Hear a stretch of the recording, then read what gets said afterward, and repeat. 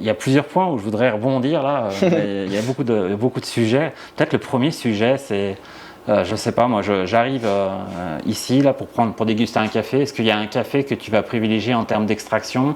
Est-ce que tu vas plutôt dire, ah, prenez un latte, un expresso, un V60? Est-ce qu'il y a quelque chose que tu orientes le client par rapport à ça? Bien, c'est sûr que ça va dépendre du discours de la personne qui m'approche. Fait qu'évidemment, s'il y a quelqu'un qui vient me voir et qui me dit « je veux juste un café régulier », mais je ne vais pas choisir mon café éthiopien qui a des goûts de cerise, de melon puis de thé noir. Je vais y aller peut-être plus avec mon café du Brésil, avec une extraction peut-être un petit peu plus équilibrée. Fait que peut-être un genre d'americano avec le café du Brésil, je m'assure d'avoir une tasse qui est peut-être un petit peu plus accessible, disons.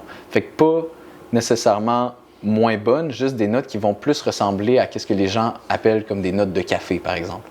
Tandis que si la personne a envie de vivre une expérience, a envie de savoir qu'est-ce que c'est que le goût du café tambour, qu'est-ce qui vous différencie, mais là, je vais peut-être y aller plus dans des méthodes d'extraction qui vont plus mettre de l'avant ça, justement, les notes particulières. Fait que peut-être, moi, j'ai un penchant pour les méthodes manuelles, là, fait que les extractions V60, qui est comme si on peut dire, c'est comme un café filtre gourmet, parce qu'on va vraiment contrôler toutes les composantes de préparation, autant la température de l'eau, la taille de la mouture, la façon que l'eau est distribuée sur le café, le temps d'extraction. Fait que tout ça, c'est des composantes qui ont une influence sur le résultat en tasse.